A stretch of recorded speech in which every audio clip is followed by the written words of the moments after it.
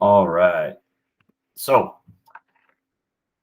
programming in general is probably the most common topic that I get questions about. So hopefully this will be kind of not only a global kind of perspective from like a head coach's perspective. I did have 9 years of experience as a head coach, so I kind of know the demands that that position has. And then we'll also zero in specifics with the jumps, obviously, because that's why we're here. So first and foremost, I think when you look at track and field in general, the 75+% of the events are speed and power based. So sprints, jumps, hurdles, and throws. They're all in that same kind of genre. So when you're looking at just general programming, we kind of base everything off just treating it as, for our sprinters, jumpers, and hurdlers, we structure the training around what our sprinters are doing. Because there's obviously overlap. And if you're in a situation where you have like a sprint coach and a jump coach, and maybe you're the jump coach and you just deal with jumpers, I still think you would want to make sure that the day-to-day operations or the themes that are addressed for each day are consistent.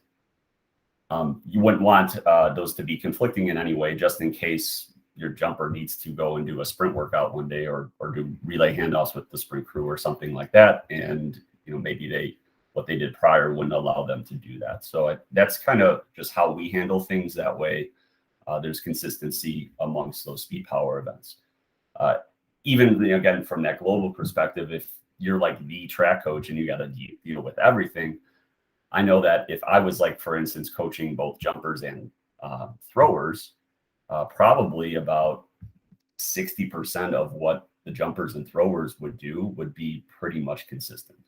So that's just how I would handle things to kind of maximize my availability to them. A lot of the general training to increase explosiveness and things of that nature would be very, very consistent. So we base everything around sprinters. And then from there, the programming has to make sure that you're meeting the demands of competition. I've alluded to this a little bit before, but I think that, jumpers in general, like the demands of a triple jump, what if you're taking, for instance, three prelim jumps, 3 final jumps, 6 jumps in a day for triple jump. Couple that, maybe the athlete's also a high jumper, you could have anywhere from 8 to 12 high jumps. And then maybe that athlete is also in a sprint relay. That's a pretty high load. And I think that's more of a load, and this is just my personal opinion, than an athlete who maybe is doing 3 sprint events. So I think you kind of have to address that within training and make sure that they're prepped to handle such a load. So we'll kind of get into some of those pieces a little bit today. So a couple general assumptions that I make, and this is just my belief. You could disagree with it, it's fine. But this is kind of just some foundational pieces that go along with the programming items that you'll see here. I believe that approach work is sub-maximal. So the intent is maximum, but the intensity in my mind and how I structure things is sub-maximal, because they're not hitting max velocity in an approach. If they're like really, really, really good, they can coordinate their velocity around 95%. But I really haven't had anyone get close to that.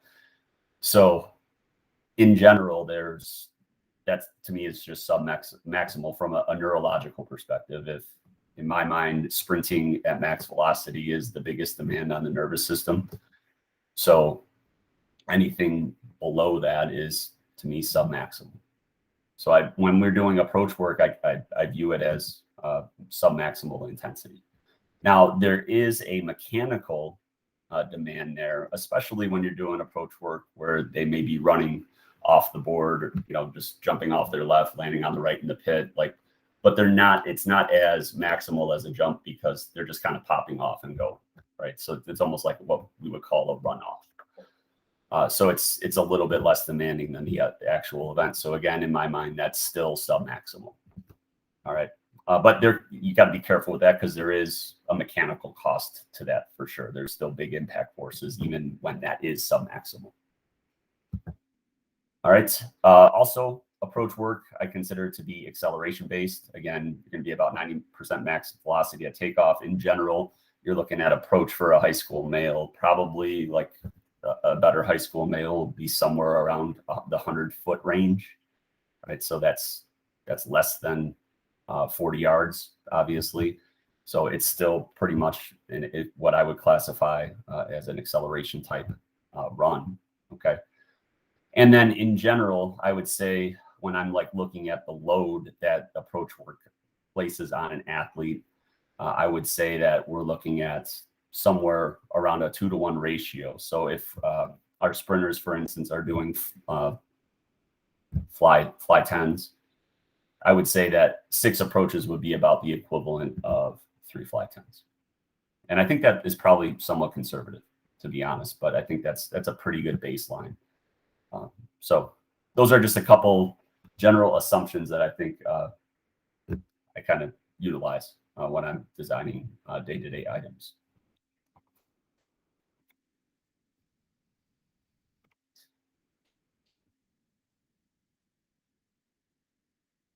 So one big thing that I would say is you always want to take a kind of a global perspective to your programming. First and foremost, it's super important to be flexible.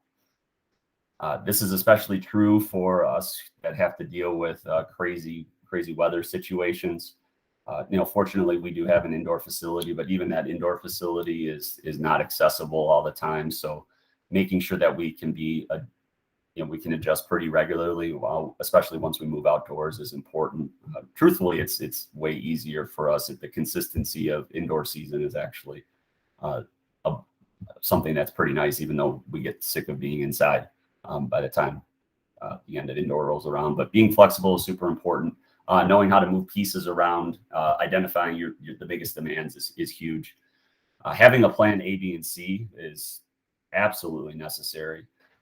When I look at it from the jumper perspective, if I have an athlete that, like I alluded to earlier, maybe did long and triple jump and, did 8 total jumps. So 4 long, 4 triple, and then ran in a sprint relay on a Saturday, they may come back on Monday and really not be ready to go. So we would typically have like an acceleration or a max velocity day on Monday where 95% of our athletes are ready to go. So we're going to have those athletes, that 95% of athletes, run through our plan A, but for that particular athlete, they may need a plan B or plan C. So that could either be a regeneration or restorative type day. And then we can kind of pick up the higher intensity day later in the week, or they could do kind of still items that are associated with that targeted workout, that neuro kind of day, but it would just be less intense versions. All right, and we'll go into some of those items, but having those plans is huge, and individualizing that, I think, can go a long way. And then another thing that I often say is dose dictates the density. So I think you can allude this to, like, if you imagine like a well, all right, and you're lowering the bucket down into the well. Like if you just lower it a little bit and come back up, it obviously doesn't take that long.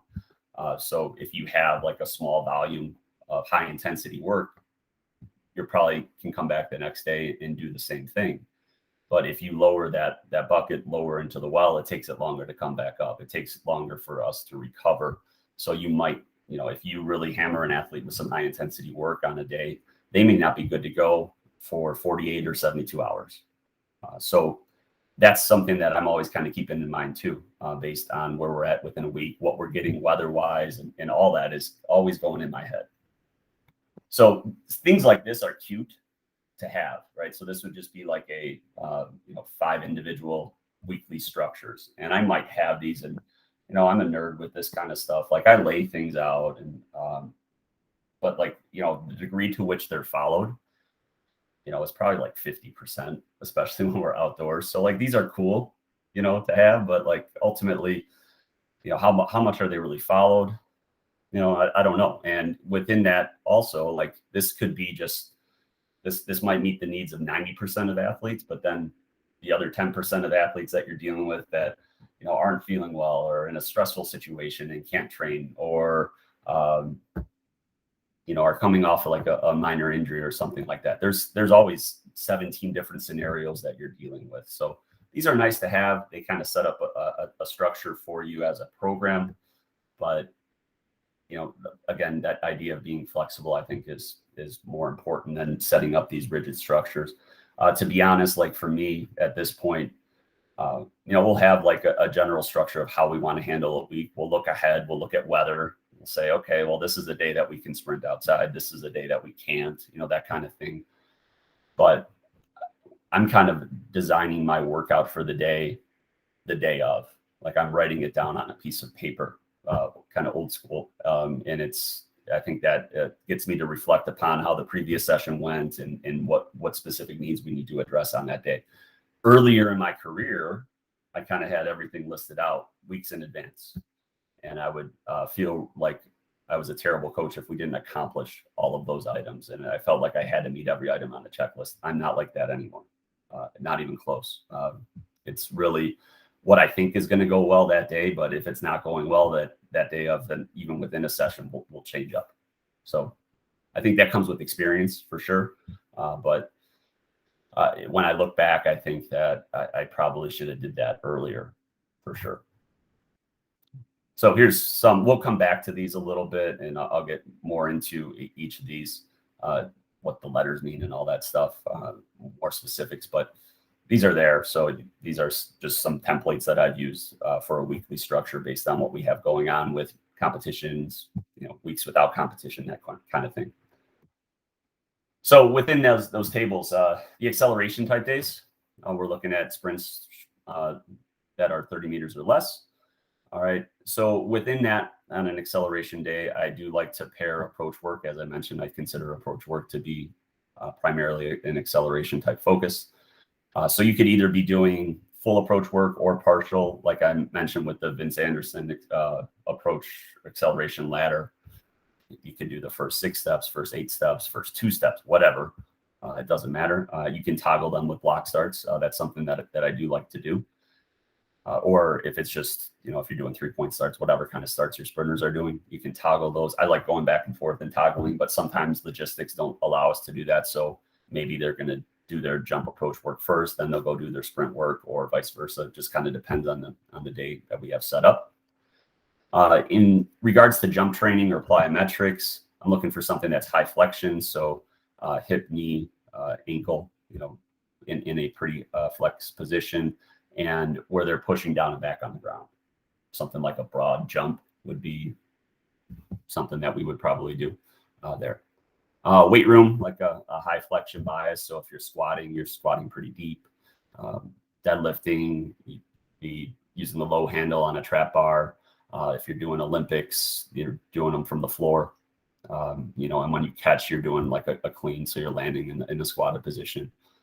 So that would be what I would focus in on within an acceleration day. Those themes that we do in the workout on the track are going to mesh with what we do jump plyo wise and weight room wise. Max velocity days. So I break them up into blast and bleed. I'll go into that in a bit, but we're looking at longer sprints, obviously 30 to 60 meters here.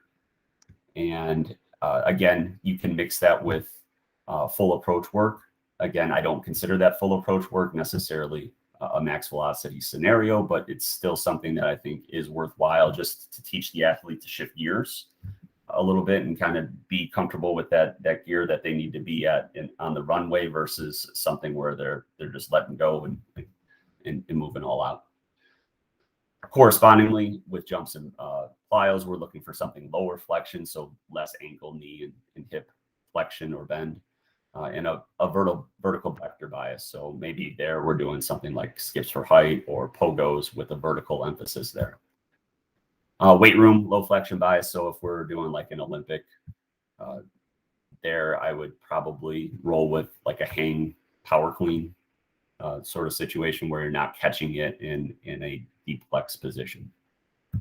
If you're, like when we progress into the end of the season, we might be doing like quarter squats or something of that nature. So that would be what would pair well with the max velocity type days. So here we have, this is just a max velocity blast. So the blast for me is, it's just like a race, right? You're moving full go right from the get-go. So this is an example of a max velocity blast.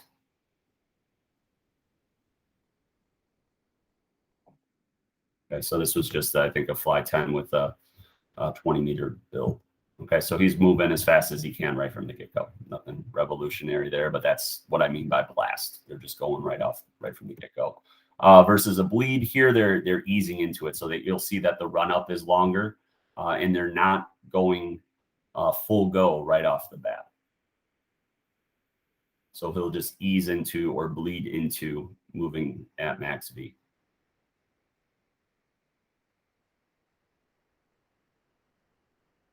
The rationale behind that is if the target of the workout is to move as fast as possible, like get up to the highest max velocity as possible, you want your energy to be devoted towards that 10 meters there, right? We want that athlete to really have everything at their disposal to be able to move as fast as possible there. So you don't want energy wasted overcoming inertia. So you're putting a little bit less effort to overcome that initial inertia. And the theory is you have more energy to devote towards that max velocity session.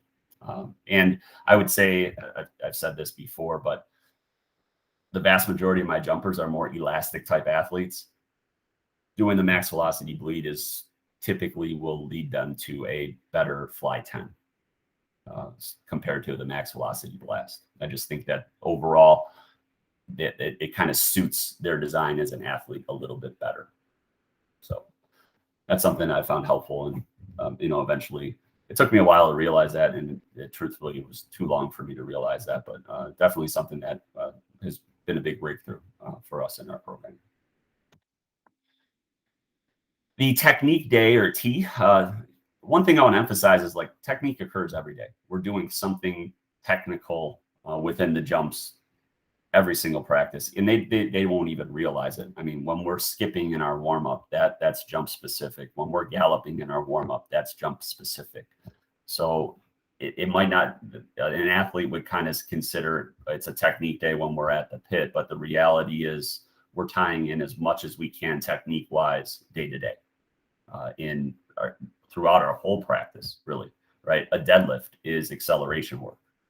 And I think it's important for you to emphasize that to the athlete. Like, this ties back to your start and in your approach, right? The foot contacts that you're doing in skipping tie back to your penultimate and your takeoff step, right? So you need to constantly reiterate with them so they have the intent within the activity to make sure that they're putting a good effort into it. We will focus on like true technique work of the event, ideally at least 2 times per week. Again, that's going to be based off of competition as well. So, maybe we only can get 1 day of technical work because we have 2 competitions or something like that. But even within that, then, the event day kind of becomes a technical session. The intensity that we follow on the technique day will be dictated by what happens before. So the day before or days before, and then what we need to do after. And this, I think the most challenging part is when we're looking at triple jump. The intensity of that event is like where to place a good triple jump session within a meet cycle where you might have 2 or 1 or 2 meets in the week. Like when do you balance that? That can be challenging. So we'll look at some different options for that. If I forget to talk about it, please remind me. But there's a couple different ways that I think you can handle it and be effective. It just, again, kind of depends on what the athlete needs.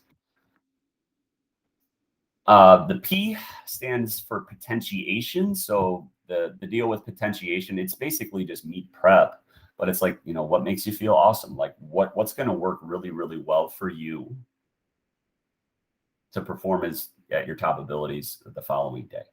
All right. So one thing that I would encourage you to do, we're fortunate. We have a 19-week season. That's pretty long. So that gives us time to experiment early on in the season.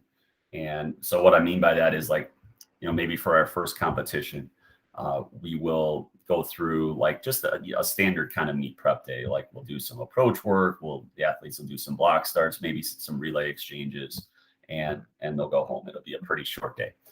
Then maybe the next week we'll give them that Friday off. And it actually works out well for us because we have our indoor meets on like Saturdays at home, and then our girls have them on Friday. So it's like, all right, well, we can't do much on that Friday anyway, so we'll just send you home. Then maybe the next week we'll bump one of our lifting sessions to Friday, and we'll see how they respond the following day. And we'll make note like how the athlete performed the following day. And then we'll just have general conversations with them like, hey, how did you feel coming off of that workout? Obviously, there's like 7,000 other variables that go into what can happen with a teenager between a Friday practice and then like Saturday morning for a meet. Like I totally understand that. Sleep, diet, social situations, whatever. So I get that impacts how they feel on Saturday. But, I think in general, like if they can latch on something that gives them confidence, like you want to make sure that when it comes to the championship season that you give them those items that make them confident heading into those big meets. So these are just some examples of items that I've found to be, or that we've varied with athletes. So some athletes respond really well to a heavy lift the day before, obviously low volume, that kind of thing, but like that makes them feel good the following day. Others, like they just get, going home the day before a meet works best. So it just kind of depends. And we kind of weave in different options and see how they feel. So those have all been probably the most effective, these type of things for us. The L versus the L star. So just L is lactate. So we're building up some minor acidity, I guess you could say. And then the lactate star is just like blasting them and making them feel not too great. So major acidity. So just looking at some different types of workouts that I've found to be effective and work really well for jumpers. The lactate would include any type of speed endurance and or intensive tempo. I'm not going to get into the debate of like whether you want to, if you want to use intensive tempo, like that's cool. I'm not going to go into that. Like you can buy Coach Holler and Coach Banta's Friday night debate about like, how to train 400-meter runners and that kind of thing.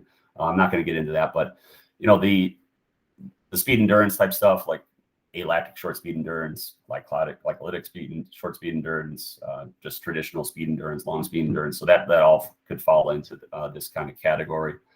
Usually early in the season, we'll do something like this, 3x, 4x40 with some short rest. So that's more of a glycolytic short speed endurance. I like that just to kind of get them to learn how to buffer lactate a little bit. So that's one that I do like. Probably my favorite workout is what I refer to as a runway speed workout. So with this one, it makes the connection with the athlete in regards to like, why are we running at this speed? Why am I building up this acidity? Well, they need to be comfortable moving at a particular pace down the runway. So you tell them that this isn't a lactate workout. This is a runway workout. All right. But yeah, we want you to be able, we're going to see how long you can maintain your runway speed. All right. This is going to give us an idea of what you can handle as an athlete. Like you want to be a 4-event kid, right? You want to be in 2 jump events, and you want to be in an open, and you want to be in a sprint relay. All right. You need to be able to show us that you can handle something of that nature. So with that being said, the deal with the runway speed workout is, as I've mentioned, runway speed, let's just hypothetically say the athlete can reach 90% of their max velocity on the runway. So I know based off of our sprint workouts, fly 10s, 20s, whatever, what their typical 10 meter would be, what their best 10 meter is. So then from that, I can calculate 90% of it. And then that is what's going to be the focus in regards to like that target time. So what I would do is give them a 20-meter accel. All right, so that's just an acceleration zone. And then we have a lot of free lap cones, fortunately. So I can get 5 I can get times 10-meter segments in a 60. We have enough cones for that. If you didn't have enough cones to do that, so the total like length of this run is 80 meters, and we're getting 6 different times within the fly. All right. So if you don't have enough for that, well, then just make them 20-meter segments. But the goal is for them to be able to hit 90% every single time. All right. And then in regards to rest, like you're just gonna, for us, we'll make it where, I mean, honestly, I'll vary it depending on the amount of time that we have within the day, or exactly like what type of volume that I'm looking to accumulate. And so if we're looking for a higher volume, I'm gonna get them longer rest. If I only have time to do a few reps, then I can give them shorter rest and see if they can hit it. So, in general, I would say we're looking at anywhere from like 5, I would even go as low as 4 to up to 10 minutes between reps, depending on what we have on the docket for the day. But again, this one I found to be really, really effective just because it gives them a connection, like, oh, like I'm practicing dealing with the speed that I'm going to be at on the runway. And I think that is another thing that I realized with coaching jumpers is they become a little bit, I think, just, I'm not like bashing sprinters or anything like that, but like, they just become more effective at changing gears. It's like, the same thing like with coaching a 400-meter runner. They have like a concept of how to like change gears. If you're just dealing with like the 100-meter runner, it's hard for them at times to kind of like understand it, what we mean by like shifting gears. So this is just, I think, a really great workout for just general athleticism too. I could see benefits of doing it with sprinters as well. The lactate star, these are just some general ones. So I'm actually going to start with these down here. This is some ones that I'll tend to start with relatively early in our season, and we just kind of build it up. So you can see I just kind of build up. So this would be, we would be more into like what we would be doing outdoors here. So this might be like in week 4 or 5 probably like week 4 of indoor, and then we gradually kind of build up. Rest, kind of same thing, probably for the 80s, we're probably looking somewhere around, anywhere from 4 to 5 minutes between reps, maybe a little bit less, maybe a little bit more, again, kind of depending on what the target is with volume, and then how much time we have to get that portion of the workout in. And then as time goes on, obviously the distances go up. We still want to be able to hit a pretty high intensity, so the rest is going to go up as well. All right. So longer rests if you're on the higher end. If you're just kind of cramming them into a shorter period of time, you're going to go with some shorter rest. But again, if you have a stopwatch or a timing system, you can kind of you have an idea if they're hitting the intensities you want. If they're not hitting the intensities you want, the next time that you got to give them more rest. Another workout that I really like is the broken 200s. This I think is an easy sell for your long and triple high jumpers, because you can say, yeah, you might be in the 4x2, but then you got to come back to the runway, and you have to be able to push out of the back of the approach and still hit your mark, right? So how are you going to be able to do that? How can we rehearse that? Well, we're going to have you run a 150. We're going to give you 30 seconds to rest, and then you're going to have to push out and run a 50 hard. So that one works really well. Again, there I'm probably giving at least 6 minutes rest between one of those reps, probably honestly closer to 10. Okay. Again, depends on the total volume that we're accumulating there. And then we're a big fan of the 23-second runs. I think the intensity that drill brings is incredible. So we do those pretty regularly, and athletes get pretty stoked about the progression that they see in those. So that's another favorite for sure. Regeneration. So we'll have at least 1 or 2 of these throughout the course of a week. And I'm not going to spend too much time on that, just because we all have kind of our favorite things. It's actually been pretty amazing, because this is our 4th session, and I have yet to mention extreme isometrics. I haven't really talked about extreme isos at all, and I'm not going to really. So that's pretty, but that's just pretty remarkable. that I could talk for, 4-ish hours and not touch on that. So anyway, that's some regeneration type activities. Any questions before I continue on here? Have you ever went into the spinal hygiene there, Rob? I think who's that chiro? Oh, geez, I can't remember his name now. So yeah, I got that from Dr. Tommy John. Yeah, he's got some good stuff. I think you had tweeted out some of his stuff. That's amazing. Yeah, so I do the spinal hygiene myself every morning, and it's a game changer, man. It's just awesome. If I go, so we were talking before, like, kind of getting out of routine and back into routine. Like I can recognize when I'm out of, so I didn't do it like Monday and Tuesday. I did it this morning, and like I could feel just, it was like, oh, I feel way better after doing that. So it's awesome. He has a playlist on that. I could probably link it up, but it all has seven movements on there. I can get that to you guys. If you wouldn't mind sending it again, that'd be a great reminder. Yeah, I could use it myself right now. Yeah, that's good. You mentioned I had a headache yesterday, and then stiff neck this morning. I did the spinal hygiene. It's gone. You mentioned sprinters only. I've got a couple good. It seems to me like distance and triple jump tend to go hand in hand. At least in our team, it does for whatever reason. But man, it's hard to pull those guys away.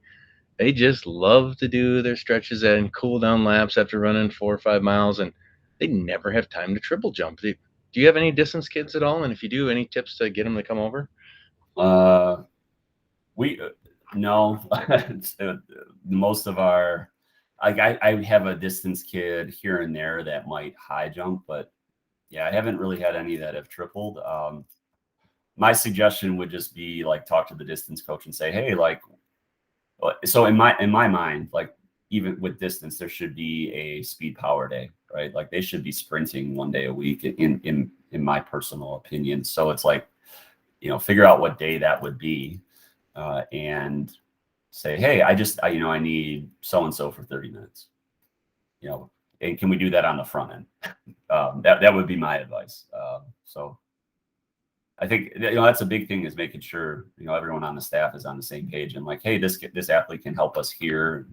Is there if I can only get you for 30 minutes, like we're going to make that really targeted, and and then things might change too. Like that athlete starts to get some success within that event, and then maybe they initiate coming over more. So that would probably be my advice there. But yeah, most of the time, like it's a challenge. I say all that, but it's still a challenge. Like, those distance runners that are going to come over to high jump, like after they just ran intervals, like, that's really kind of pointless. There's not, we can work on maybe some approach work, but actually doing some things over the bar, it's just not happening. So. Good call. Hey, you had a great list of potentiators there too. What do? Do you just throw a whole bunch at the boys and then say, okay, hey, you remember what works well, because you do a good job. Like, hey, you've got to figure out your own runway, go back and forth. So we'll pick like one thing for the week, right? So like on Friday, like, this Friday, we're going to just do like a traditional pre-meet, and we'll see how we feel. Then the next week we'll, maybe we have to take the day off, and the following week we lift heavy. Then the following week we'll do med ball throws. So like we'll just kind of sprinkle that stuff in early, and then we'll come back to it. We'll have them make note, like, always, I think it's important to have them reflect upon like, what went well at the meet, like and then reflect upon what they did prior to the meet, whether that's in regards to sleep, diet, etc. So getting them to think about those things and own like their performance is huge. So those potentiators are part of that conversation. Perfect. Okay, so the go home thing, I think there's value in it, but I also think you need to be careful. So one, coaching high school males, I know that because this has happened, right? It's like, okay, we're not going to practice today. Like today's a recovery day. We're giving you the day off. So you're going to go home after school, and then they go and play basketball for 6 hours. Like, and I'm the biggest proponent of basketball. I love it. I think it's fantastic. And I don't have a problem with my guys playing it in season, but like if they're going to go hoop for 6 hours on a recovery day, that's a problem. And then they come back the next day and you're thinking, okay, we're going to be, if we gave athletes a day off, we're going to rock a max velocity workout, and then they're hot garbage. And of course they don't tell you that they play basketball for 6 hours, right? But you find out later that they did, and then you're like, oh, okay, kind of makes sense. So that I think is, just something you got to be careful with from the athlete mindset, right? And then I think, if you send athletes home, you can miss out on like a unity opportunity. So even, on those regeneration days, bring them in for even a half hour and, just having them, if it could just literally be like, we're going to walk around the track today. It's going to be sunny out. We're going to walk around the track. We're going to, interact with each other, and then we're going to go home. Like, I think there could be I think there is value there.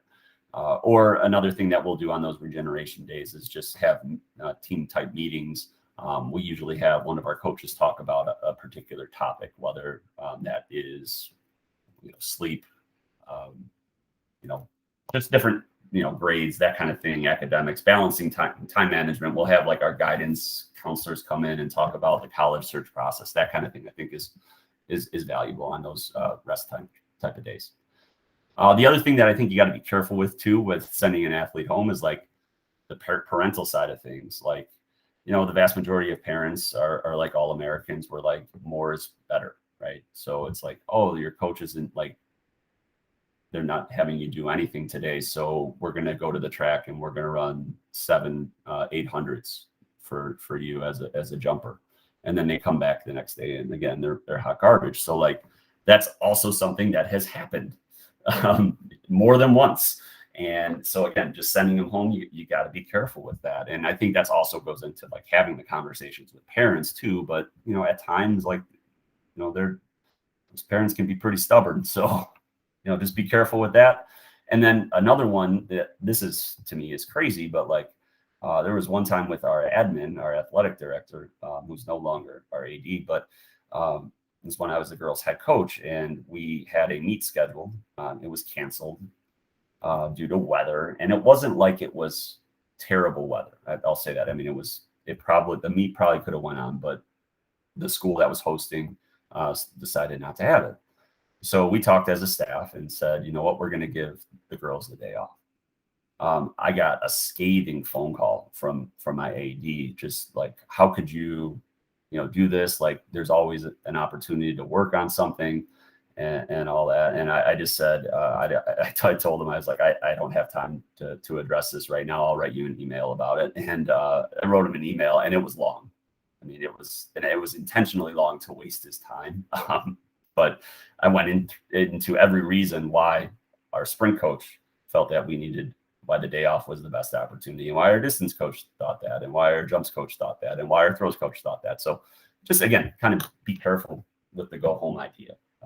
We use it, but it's something that, can have some adverse effects. So going back to kind of the general overview, just some things, so as you're looking at this, if you choose to use some of these types of structures, just having a couple key things addressed before, because it might be kind of conflicting. So when we're looking at these back-to-back green days, which are acceleration or max velocity based, like, so something like here, you'll see I'll have the acceleration day followed by the max velocity day. This to me is more of a potentiation type day, right? So the volume here is going to be pretty low because I want to make sure it's almost like I'm ramping up the nervous system to hit really, really quality max velocities the following day.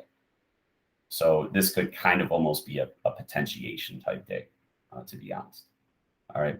I also mentioned that analogy with the well, right? So like I'm not dipping down deep into the well there because I need to recover and be good to go the next day. So like the traditional idea of programming, I think, is, if you run fast one day, like you got to wait 48 hours, or you got to wait 72 hours, right? But if you look at like that, the Charlie Francis or even the Bushexnader stuff, like the volumes that they were doing on those days were pretty high for speed power stuff. So like when I say pretty high, I mean, you're looking at like max velocity stuff where they're, or acceleration work where they're accumulating like over 300 meters worth of volume. So yeah, absolutely. That's going to take some time to recover from. But if you run like, 330 meters starts, like, the next day you could run flies, and most of your athletes are going to be fine to do that. Especially, the ones, the freshmen, the sophomores, those type of athletes, they're really not, the slower ones, truthfully, could almost do it every day. I mean, because they're not producing enough electricity to get a really good output to cause any mechanical damage. So, if the volume's low, I think, you could probably get away with, working at a higher intensity on back-to-back days more often. And that's just, my personal belief. But we've done it and we haven't really seen adverse effects to it. I mean, we've ran fast 4 days in a row because we had a window of weather and the volume was just low every day, but athletes were fine. So like we weren't, the volume was very, very low. I want to emphasize that. Like if you go out and you do 8 30-meter starts, and try to come back the next day, that might not work out too well. But that's just something that we found to be pretty effective. So when you do see those greens back to back, you're looking at a lower volume heading into the higher volume the second day. On weeks where there's 4 red and a green combo, so red and green combo totaling 4. So like you have your high intensity, there's one of these. So yeah, down here, like this week right here. So the red being competition or lactate. There, I would make sure like the following week, we back off a little bit. So the general rule of thumb is like high intensity days, you're looking at 2 to 3 a week. If you go and dip into a week where there's 4, you probably want to back off that following week. So that would just be my general suggestion. And then the idea of a green after a red. So like after a lactate day or after a competition, would you do acceleration or a max velocity day? My answer is I try to do that once during the season, just because our state competition is a back-to-back structure. It's a Friday, Saturday. So I want to give them some confidence that they're going to be able to handle that and come back and perform. So we might have like a lactate day or a competition, and then the day following we might even run like fly 10s. And I know that sounds crazy, right? Like what kind of output are you going? I'm really not after the output. I just want to see, I want them to feel that they can still perform that following day. So maybe that fly 10 meters is actually like a fly 10 yard on that day, but they think it's a fly 10 meter. Because I'm just saying, hey, like, oh, your PR was, 101 and today you ran 102 the day after a meet, like you're golden if on that second day at state. And then they believe it. And then they may have actually ran 106, but who cares, right? Their mindset is where it needs to be. So if my athletes see this presentation, like that could be a problem for me moving forward. But anyway, like I don't like to lie to my athletes, but like, at the end of the day, I just need them to perform on in competition.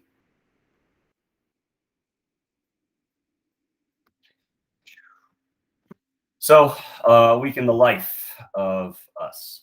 Let's see what that looks like. So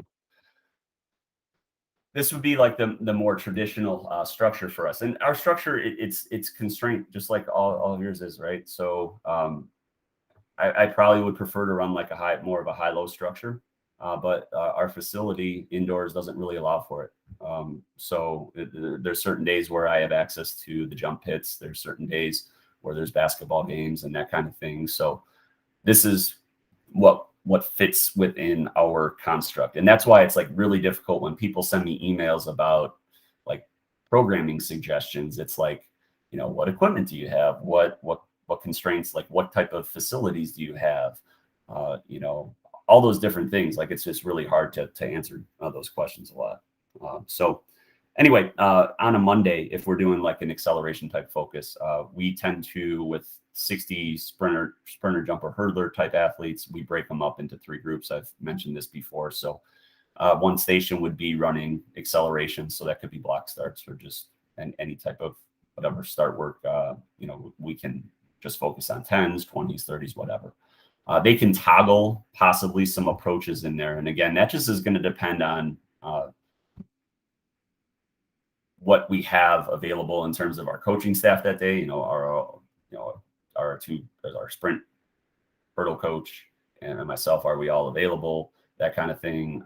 So if they're with me during the acceleration station, I can kind of work them into getting some approach rehearsal. Most of the time, though, I'm in that plyo station. So then maybe after they do the accelerations and after they go through the 3 stations, then we would do some approach rehearsal afterwards. So sometimes that might be toggled in.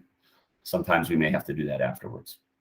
Sometimes I might have 15 minutes before where we do them. So it just kind of depends on the day. All right. Station 2, plyometrics. You'll notice this is how I divide it up. So there's a sort of a training age, right? And then it's divided also then just by event groups. So this is some items that everybody would do in that plyometric or jump station. Really, some of these aren't true plyos, they're more just jump training. So everybody would do these, and then we would kind of divide this up based on their event and then the ability. Okay, so usually this advanced group, they would all be together.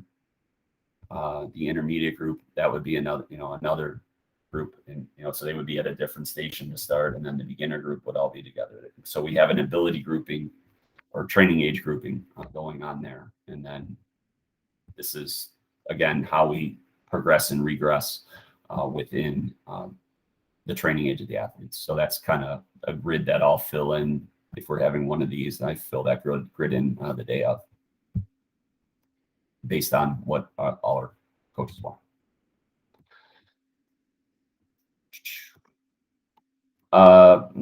Another thing that helps me design plyometrics, this is just, I have this as I'm going through, and these are just different considerations that I have for forming what we're doing. So in ankle dominant, this would be more of a max velocity kind of focus type day. The hip dominant would be more of an acceleration focus type day. But I'm trying to check these boxes as much as I can, even if it's just a little bit. I want to try to hit all of those, either on more of an excel day with the hip dominant or max velocity on the ankle dominant. Technique, everybody has their own kind of technical components, and we've gone through a bunch of what I use.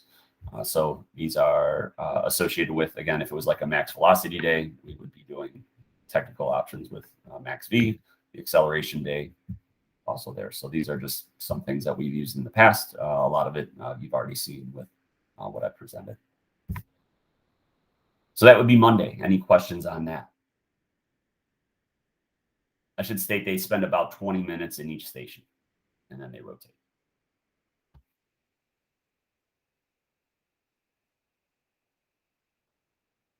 How many coaches do you use, Rob, with that? Ideally 3. Okay. But there's certain times where if we go back like 4 years ago, one of our coaches was a guidance counselor. There were days where like he was not available. He was a college counselor, so he actually would travel quite a bit. So anyway, he would like on that day it might just be 2. So then it was myself and our head coach. So sometimes like we would actually have the managers run the acceleration or max V station where they're just recording the times, because for them, they can kind of do that. So then our head coach would do the technical station. I would do the plyos. Other times he would want to make sure that one of us was there for the sprint stuff. Obviously, that makes sense. So we might then within the technique station or the plyometric station just give something that we felt comfortable with our upperclassmen leading. So then we might have to change our groups up a little bit based off of that if we knew that only 2 of us were going to be there. Gotcha. but yeah, we try to find things that are idiot proof in those situations where athletes are kind of leading things. So Tuesday, if it's a technique and a lactate day, usually this is, again, this breaks down to where I have like the jump facilities available to me indoors anyway. And I say indoors mostly just because it's more consistent. Outdoors, we're constrained mostly by weather. Like, can we actually even jump? Is the the sand completely wet, right? Because of weather, that kind of thing. So anyway, with the technique and lactate day, we're going to do technique first because we don't want to be. We're trying to lock in some things motor programming wise, so we want to make sure that we're fresh for that. So you want to make sure that that when at all possible, make sure technique is emphasized first there. But this is a circuit that we would utilize. So I actually, again, I'm only one person, and if I have 20 kids on a long jump runway and we're just doing short approach work, like they're going to be waiting a long time before they jump. They might be 10 minutes between a jump. So that's what I noticed early on. I was like, there's just too much dead time within this. So I need to get these athletes doing specifics. And so I created some circuits. So this is one that I've used many times in the past. So you can see like this cycle one, they would go through this cycle going down. So these all represent a station. At each station, I write out exactly what I want them to do, and I will put a focus of what I want them to do at that station. If it's an athlete that has something different at that station, I will have a conversation with the athlete, like, at this station, you need to focus on this. So the debrief on this might be a couple minutes explaining everything to the athletes. But short approach work, like for this, the 6 steps and runoff, right? The reminder I'm going to put on my note card here, or the sign for this is 6-step. It's a 6-step approach, so you want to make sure you're pushing to vertical in 2, right? I want you upright for your last 4 steps. So I'll put that there as a reminder for them. Okay. Then when we go to the acceleration drill, all right, it's just a standard wall push that we talked about. Again, I'll make note 6 steps to vertical for them. Okay, just so they have that as a reminder. I might say, like, they might change that up as they go through. Maybe the next time they'll do 4 steps to vertical. Maybe the next time they'll do 8 steps to verticals as they go through different cycles. But just kind of depends. And then here, like with the mini hurdle stuff, you can see that the arms as they go through the different cycles vary. But there might be, like, for a specific athlete, I might say, like, every time through mini hurdles, your arms are across your chest because we got to work on your foot action. So there also, I would probably make note for them. I want them to work their jump approach start. So they're going to have about 8 steps prior to getting into the mini hurdles. So I want them to push to vertical in a certain amount of steps. For a long triple jumper, push to vertical in 6. For a high jumper, I want you to push to vertical in 3. So I'll make note of that on that sign for that station. Hurdle mobility, I think mainly what I tell them for that is, like, don't cheat. That would be my reminder for them. So we all know what it looks like when the athlete just bends at the waist. And doesn't really squat down and then over under, that kind of thing. So, like, do them right would be my general advice there. But that would be my suggestion. And then the extensive plyos, we will tend to, like, Monday would probably have more of a maximal components of the plyos, but we can come back Tuesday. And this, extensive plyometrics, a lot of times I don't even know if you can really classify them as a true plyometric, but it's more jump training, but it's just low intensity kind of things. Okay. So a lot of different items there. But they'll roll through these cycles. Maybe they take like 3 short approaches, then they move on to the next station. They go through and then they come back, and we might get through 4 cycles, and that will tend to take usually about 10 minutes per cycle. And there's an aerobic component to this. I have had athletes, like, keep track of their heart rate. So they're usually getting anywhere between, they're getting about a half hour when it's all said and done. Their heart rate tends to be in the the 120, 130 range. So there's a pretty good aerobic benefit to it, but they're not like completely they're not like cached where they're not able to do the short approach well or anything. So works pretty well. Any questions there?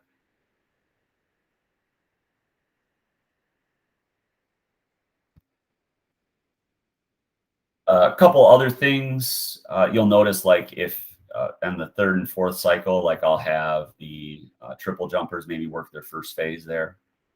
So it's just the first phase into the pit. Here's a steering drill, in cycle 4 for this. So that might be in there. Sometimes it might just be all steering drills for this, for all 4 cycles. So it just kind of depends on what we need to work on. The other thing is I tend to rotate through. So I will probably like watch them through these cycles, the first 2 cycles, but then I might move on and kind of look at some of the other areas as well. So that's I think a good teaching strategy in general called interleaving, right? Like you focus in on one area, you leave for a little bit, the athlete works on some things within that area, you come back and like at times I think I want to overcoach. So this structure for me is a good setup to not overcoach. This is just for high jumpers, so you can kind of see a little bit different approach here, where this is the long triple guy is going to be doing a 6-step here. The high jumper, might be doing 3 times a scissor jump there, the landing and all that. So that would be just the general variation there. Also, within the acceleration drill and the wickets, they're going to push to vertical in 3, but pretty similar. So it's at times the common question I'll get is like, what if it's a high jumper and a long jumper? Well, they may just focus on high jump for that day, or maybe they'll do cycle 1 and cycle 2 as a long jumper, and then they'll do this for cycle 3 and cycle 4.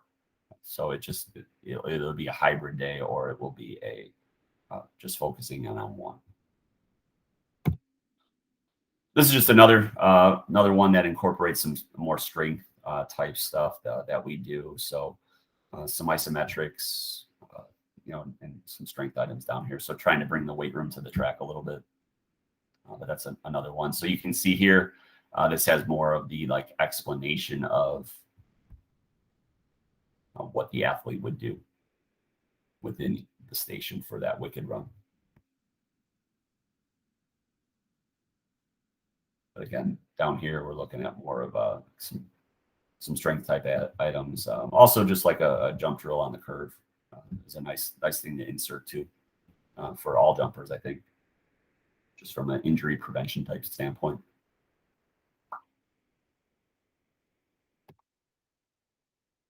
Wednesday, we would do regeneration. We talked about that a little bit, a lot of different options. So you call it, we do a lot of different things on those days. So it just kind of depends on where we're at. Thursday would be, possibly a Monday structure, but the changes, maybe we're doing a bound complex for plyo. So I think on that Monday workout, we had more of like some skipping focus. So here, maybe more of a Monday, I think was like more of a speed bound day. So maybe we would do some power bounds. I really think, bounds can kind of fit on both an acceleration and a max velocity day. So, maybe for this particular workout, we would focus in more on bounding. Obviously, max velocity drills would be the focus in the technical stuff. And then, are you going to work in the approach or not? It just kind of depends. So kind of same structure, like, can you fit in some before, some after? Do you not do it at all? Do you just really focus on getting the athlete to try to hit max velocity in sprints? It just kind of depends on what you think you need to focus on. Friday, regen type day, you may give them off or you work on some regeneration. So that's one option for a Friday. The other would be maybe you have you got a competition coming up Saturday, so you got specific potentiation for that athlete. Typically on that day, we will do, athletes tend to feel comfortable doing approach rehearsal the day before a competition. So, maybe if I knew on that Thursday that we were going to come back and do the approach rehearsal on Friday, obviously I wouldn't have done the approach rehearsal on Thursday. They could just do some of the fly runs and then come back and do the approach rehearsal the next day. Or again, there's the possibility that we just kind of get it all taken care of because there's some specific items I want to focus on Friday. So again, there's a lot of moving parts to that. I also like on Friday the steering drills that we talked about last time. Those are kind of fun. So a lot of times, like I said, girls will have a meet for us indoors on Fridays, so we can actually access the pits for about 20 minutes. So steering drills are great because it's like, hey, pick a random spot, get a jump in, right? So they can do that. They get a few jumps in, it practices their steering ability, and then we're done. So Saturday, obviously, if they have a competition, that will count as a high intensity day for us. If we have a technique and a lactate type day, this would tend to be like if I'm going to have athletes come in on a Saturday, we're gonna jump because they'll get excited about coming in on a Saturday if we jump. So we'll focus in on this type of work.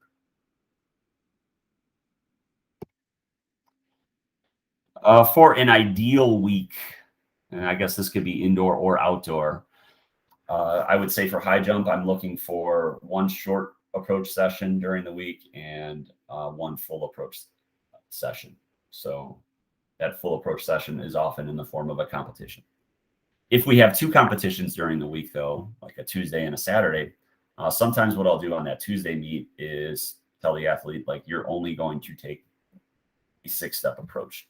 So I'm not going to, maybe I won't have them do the full approach both days. Sometimes I will. All right. But other times I might just say, hey, we're going to really focus in on the short approach in a competition situation for you this Tuesday. And then Saturday, obviously, you'll do the invite, you'll do full approach. So that's something that I'll tend to do like once a year. We only have that Tuesday, Saturday structure 3 times during our normal season. And then we're going to rock approach rehearsal as much as we can. So, I mean, that's something that literally could be done just about every day, almost in reasonable volume, but we're going to try to sneak that in any way we can.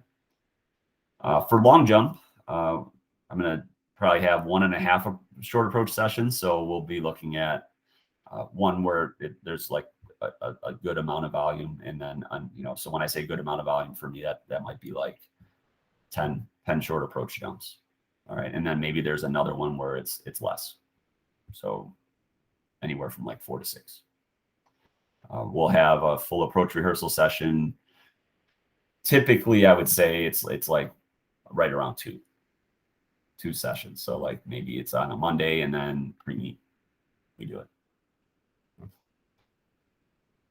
Triple jump, short approach, I would say one where we're like doing multiple phases. So like maybe phase 1, phase 2, or all 3 phases. So like ideally there'd be like one of those, or that could also just be a bounding type session too, or some different sort of plyo combo, left, right, that kind of thing.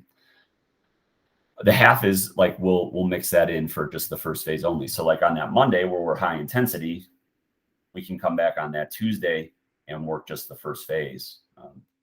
So that's a way that we can get still have some event specific work, but not really demand too much from the athlete there. All right. Full approach rehearsal, same as long jump. And then like we'll have an intense plyo session most weeks with triple jumpers and the long and high jumpers as well. But sometimes with triple, it will be less just because of the event demand. So like I would say I'm for sure having some sort of intense plyo session with the long and high jumpers, but with the triple jumpers, they're going to get that in the event. So depending on the week, that might be their intense plyo session is the event itself.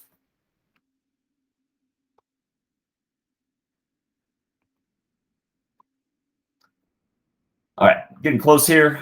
Multis. So for athletes that are in multiple events, like if I have a athlete who's primarily a sprinter but also jumps, like I'm going to get them maybe for a day or like a fraction of a couple days. Same with the hurdler jumper. So like the time that I get these athletes, like it's going to be really event specific work. So I'm going to arrange with my head coach, like, hey, we're going to be at the pit. Like it would be really nice if I could have so-and-so for a half hour. On the flip, if I have someone who's more of a jumper sprinter, right, then I'm going to I'll have more time with them. So they're going to kind of get my full spectrum of what we do within our jump squad. So, I we kind of have to balance that. Like sometimes, we've been pretty fortunate where we've had like some really, really quality sprinters who just weren't jumpers, and like they kind of did their thing. And then we had some quality jumpers and they kind of did their thing, but there's going to be that crossover, right? And, like we've had that too. So you just gotta, whatever time you get as a jump coach, you got to maximize it with those athletes that may not be primary jumpers, but still may be your best jumper, right? You have to make sure that you identify the essentials and roll with those. I just made note that the hurdle and triple jump combo is delightful, just because the first phase of triple jump and going into a hurdle is like the same motion. So if you can find an athlete that can do both of those, one, you are like, there's just less competitors in triple jump and hurdles compared to like the 100. So you're already like, the easy sell for them is like, you're competing against 3,000 kids here, but if you triple jump, you're competing against 1,000. So that's one sell that I use often. And then the other thing is like, make sure that you have the ability to coach things like relay exchanges and block starts. That way, you can tell your head coach, like, I'm going to have this athlete over here doing approach work, but I'm also going to have a set of blocks on the side, and they'll do block starts over here, and I'll be able to watch them. I think that goes a long way, and that way they can focus in on the jump, but then also get their sprint work and not have to like go. The advantage there is then the athlete doesn't have to go work with the sprinters and then have a half-hour conversation with 7 people on the way and then come back and try to get an approach in, but then like practice is over, right? So it just maximizes efficiency. So with this, like you can have, again, I've talked about this before, but like you have, some different combinations that exist here. And this is demanding. If you have like an elite athlete who can handle this kind of stuff, you got to make sure that you, again, just want to emphasize, like you prepare them for what they're going to have to handle within competition. All right. So, just keep that in mind. Like, I think there is something unique about the jumps, and having to perform, at like your maximum 6 different times in the long and triple, or trying to perform at your maximum 12 different, maybe 12-ish, or really maybe like 6-ish for high jump, depending on where you're at.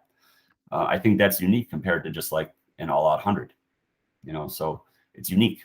And I think the training that goes into it, it has to be there has to be something different to it compared to just a traditional sprinter. All right. To be optimal, in my opinion. The technical sessions, I talked about the first 2 already. Like maybe we'll focus on one, maybe it'll be a hybrid, but other options to ensure that you can get the appropriate technical time in. Stagger practice times. So maybe like on a weekend, I'll have the high jumpers come in a half hour before everybody else, because I'll be able to get through all the high jump kind of stuff within, that 45 minutes by the time that those other athletes are warmed up and ready to go.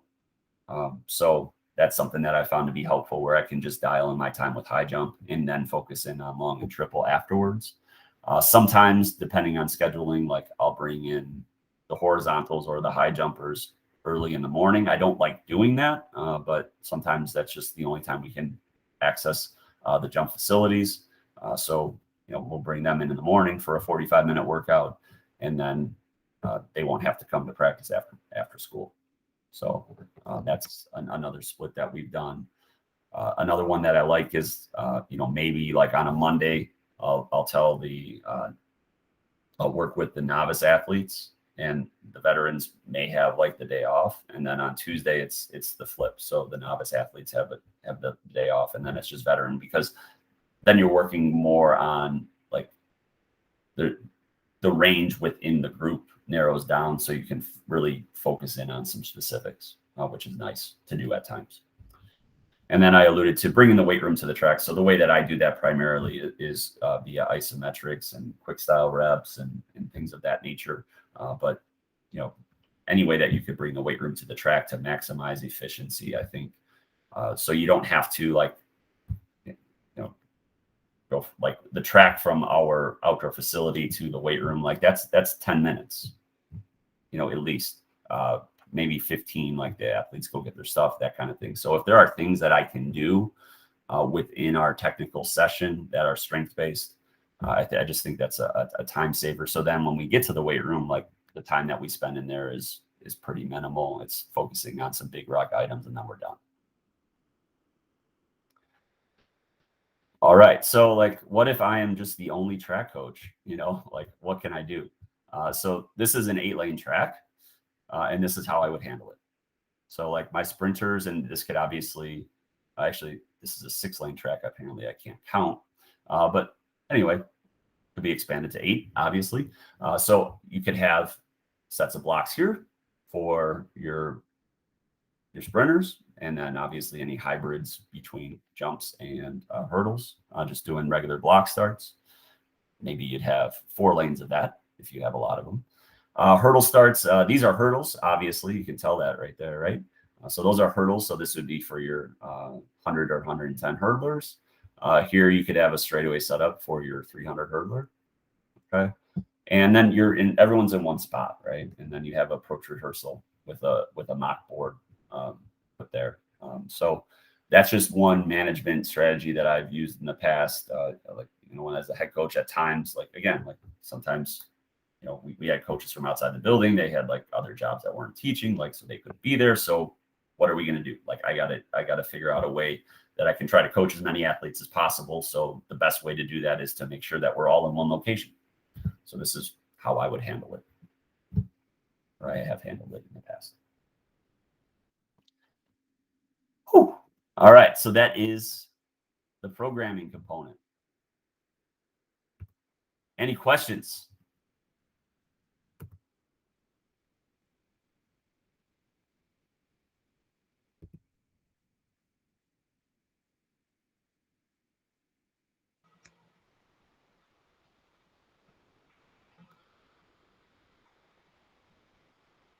All good stuff. I always think we should have like a hey, share your favorite nuggets at the end, Rob, because this is always good stuff. I love I'm just as guilty. We'll coach. Okay, yeah, everybody's gonna do the block starts as I'm waiting there patiently. Well, come on, long jumpers, and I can coach block starts too, but we just don't do it. That's huge. Just no, we've got these. I'm taking these 15 athletes all day, and it's a much better usage of time. That's a brilliant strategy. I love your triple jump. Hey, way less competitors. You get triple jump, there's never a line towards the middle of the meet, versus long jump, that'll be a line till the very end of the meet, basically. So that's huge. What a great selling tip. Yeah, and the part of that though too is like there's only like a certain amount of athletes that really can do it well, right? So I mean that's why it's lower, but making sure you find the right kids to do it. Like if a kid can do it, it's like, dude, you need to do it. So crazy question. So I tripled up to my sophomore year, and I'm a bigger guy.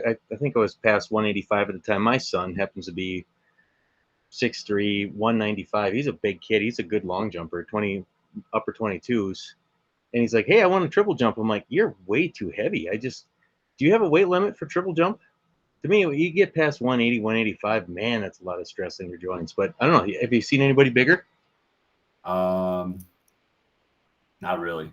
It's honestly, no. I mean, I really haven't seen. That's probably bigger guys. Like I've seen bigger. I mean, I've seen like football linebacker, running back types in long jump. 23 plus kids, but triple, not that I can recall. To be honest, I mean they all have a pretty particular body type, it seems. The other thing too, and like I know there's some college coaches in this. Like when you see that kind of linebacker type athlete that jumps 23 feet, like I don't. They're probably pretty close to their ceiling in long jump, in my opinion. Like, sure. So, it's a good point. So like, I mean, who knows? But yeah, I would say, I mean, I'd probably put more stock in the wiry type kids, in terms of potential. But like, there's certainly some things to be said for, what can you give me now too? So. Then again, a 20-pound bowling ball goes just as fast as a 10-pound bowling ball, and you drop them right. That's a crazy thing, because if you ask majority of people that, they would tell you, like, I see a lot of people doing like drop jumps and stuff, and they'll have like a ball in their hand. And I don't get it. Like, they have a ball and then they fall off the box and they drop the ball before they land. I don't get it. I'm trying to but physics says you're not like dropping faster, so I don't know what dropping the ball is doing. So yeah, but just an interesting thing I've seen recently. So whatever, I could be missing something.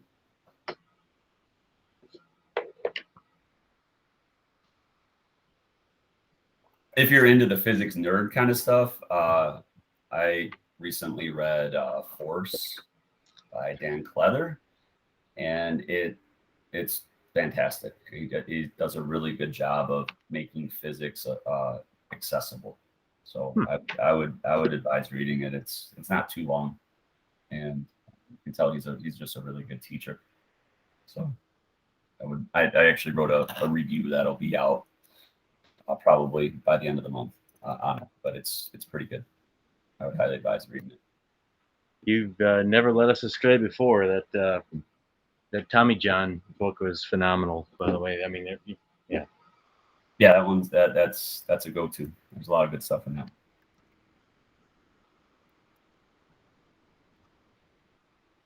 All right, I'll stop recording here, and then if anyone wants to ask any other questions that aren't on the recording, that's cool.